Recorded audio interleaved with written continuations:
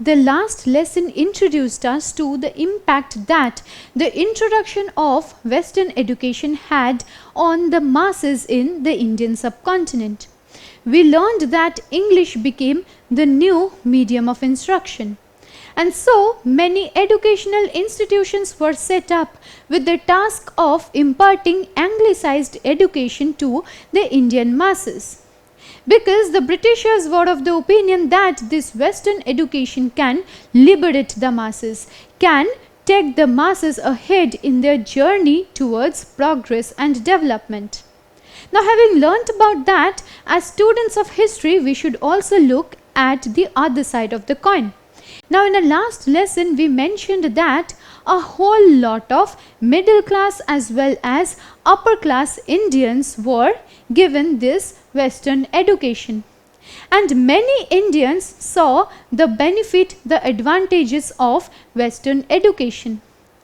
For an instance, we could consider Raja Ram Mohan Roy or even Ishwar Chandra Vidyasagar.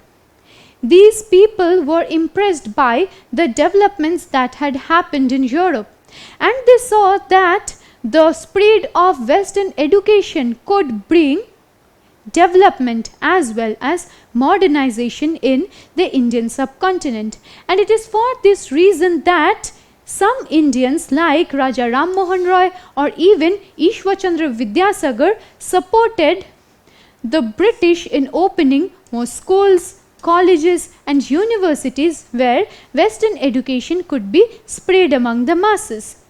In fact, Raja Ram Mohan Roy, Ishwar Chandra Vidyasagar worked in very close association with the Britishers in order to eliminate many evil practices from the Indian society.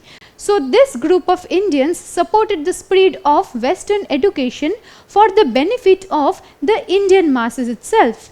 But on the other hand, there were many people like Mahatma Gandhi, Rabindranath Tagore, who were vehemently opposed to the idea of the spread of Western education in the Indian subcontinent. Now, these people took great pride in the native culture, in the Indian languages, literatures, in India's past, in India's history, and they reacted against the replacement of indigenous education by its Western counterpart. In fact, they saw Western education as an evil, as a kind of enticement that had begun charming many Indian masses. But it was all an illusion, as these people believed. Instead, these people chose to hold on to the rich legacy and heritage of Indian education. So let us now discuss Gandhi's view on education. Mahatma Gandhi believed that the spread of Western education gave rise to a sense of inferiority among the Indians, because this language, English, was the language spoken by the colonizers, and these colonizers believed that they belonged to a higher order of civilization. In fact, their race was also superior to that of the Indians, as the colonizers believed. And if the Indians were trained in the same language that the colonizers spoke, in the education system of the colonizers, then there would be bred a sense of inferiority among the Indians, because the Indians would lose any sense of reverence or respect for their native culture, for their native traditions. Instead, what they will be filled with is a sense of ignominy or inferiority, because they are being taught in a language, in a culture that is not theirs. Mahatma Gandhi supported the cause of an education through vernacular languages.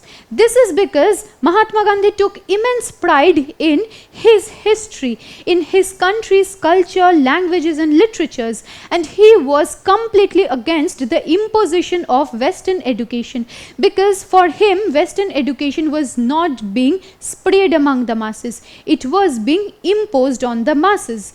And so he believed that an education which was imparted through the vernacular languages would restore dignity and self-respect to the Indians, because the Indians had already begun losing their dignity and self-respect because of this introduction of Western education.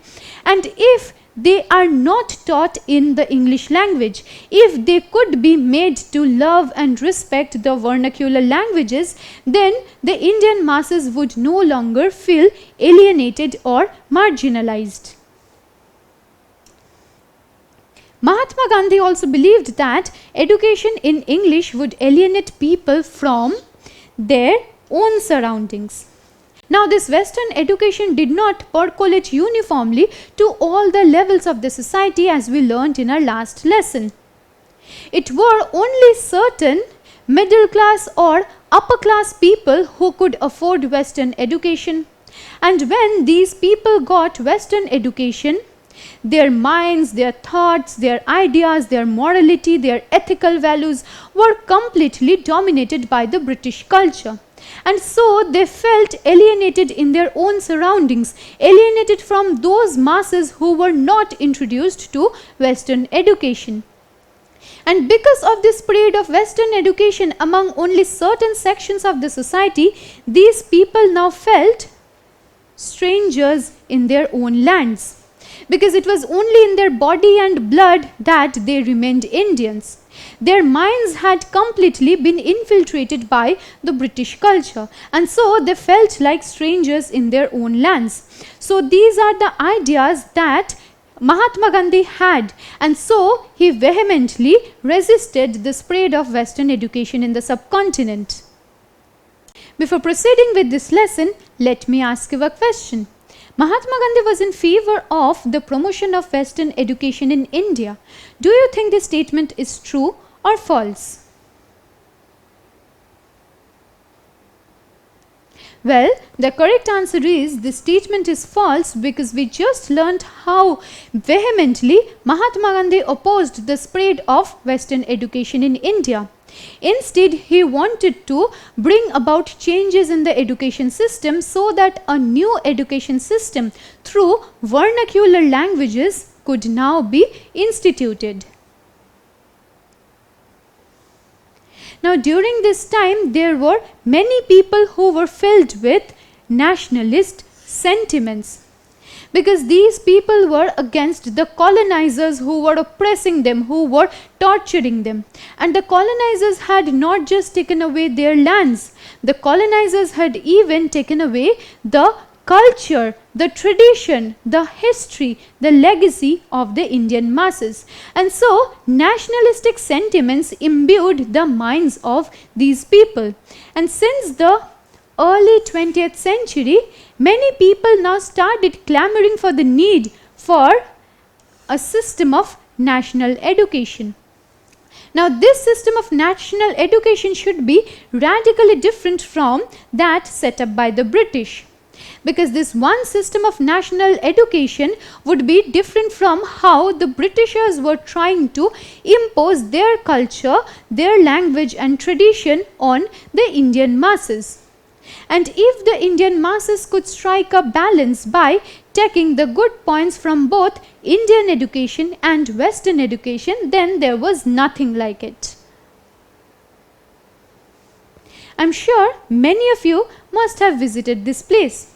Well, this is Shantiniketan in the Bolpur district in the present day Indian state of West Bengal. Now, Shantiniketan was established by Rabindranath Tagore in the year 1901. And do you know what the word Shantiniketan means? Shantiniketan means the abode of peace.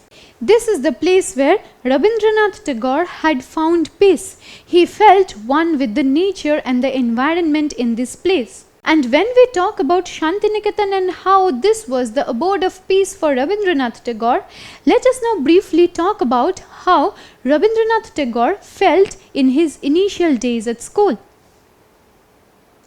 During his days at school, Tagore had a very bitter experience. He found that the modernized Western education was very technical and mechanical in nature.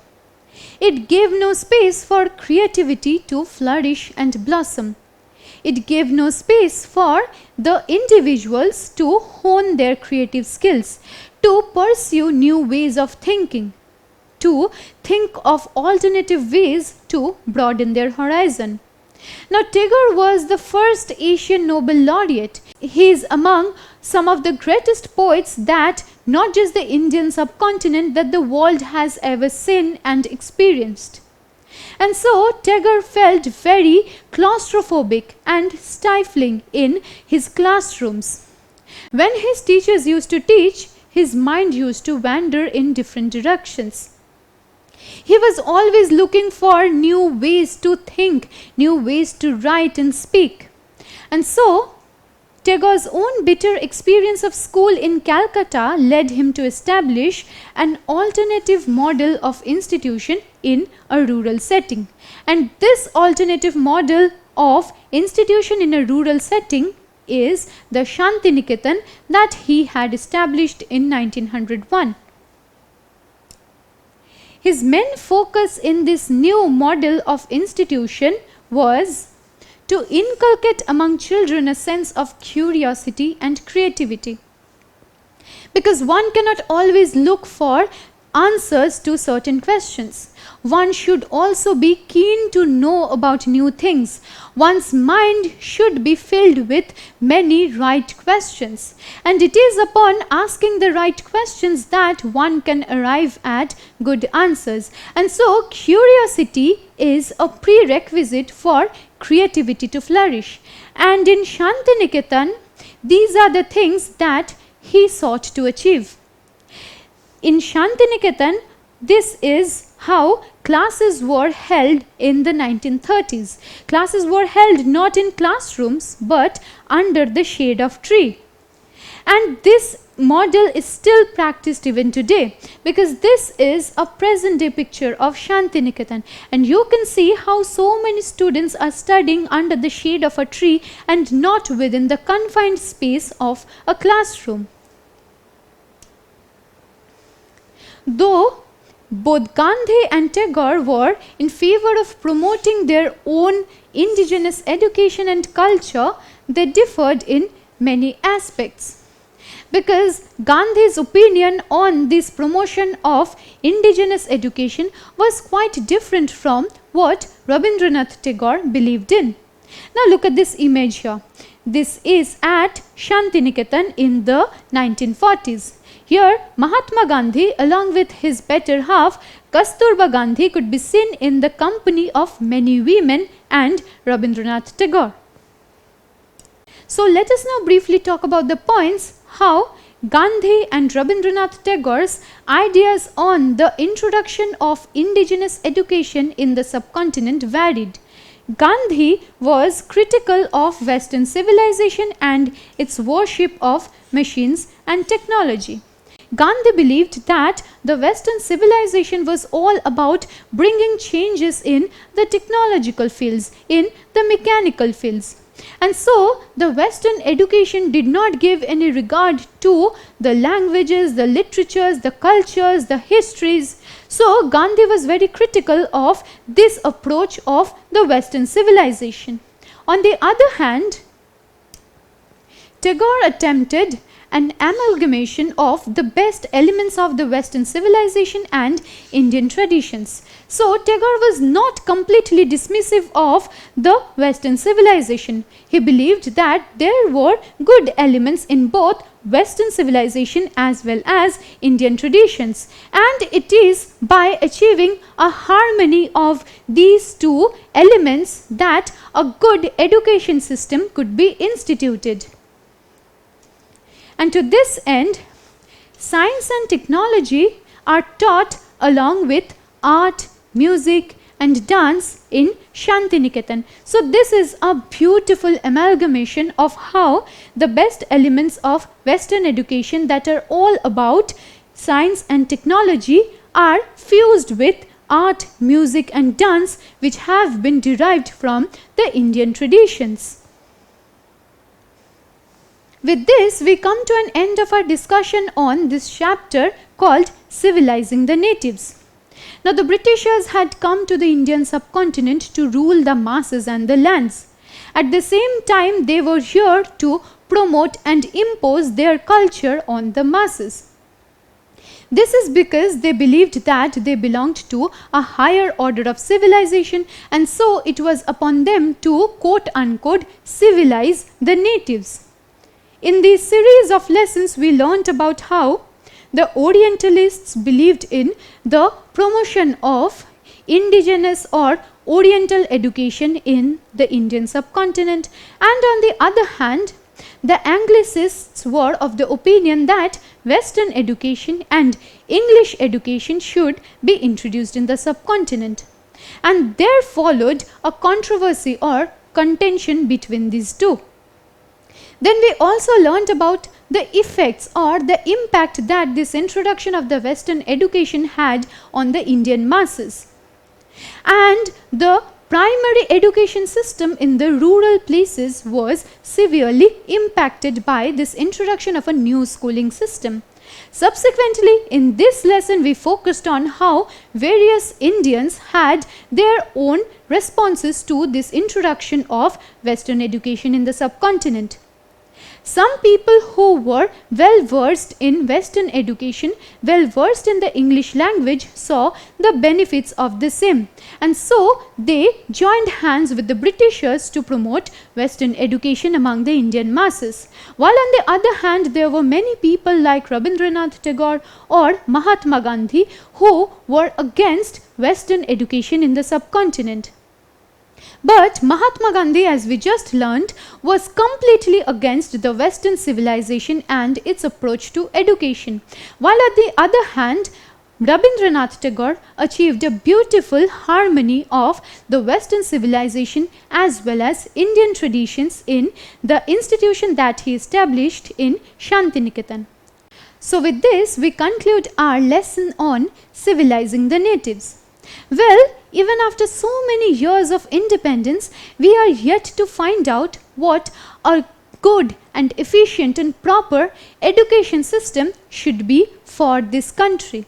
The education system of this country is in a process of transition. It keeps on changing, and where we are today is not where we will be tomorrow. We will keep on changing, we will keep on updating and proceeding towards development. Don't forget to subscribe to our channel and hit the bell icon. You can also register for free at DeltaStep.com or download the DeltaStep app to learn one-to-one with our amazing teachers or to get access to all our 5,000 plus amazing videos as per your school syllabus. Master each topic with our adaptive practice technology. Get million plus questions with step-by-step solutions and unlimited mock tests. Get all your doubts resolved instantly. Learn via games and win amazing prizes like PlayStations and iPads. So at DeltaStep, learning is not just fun and easy, it's rewarding too. So register for free now.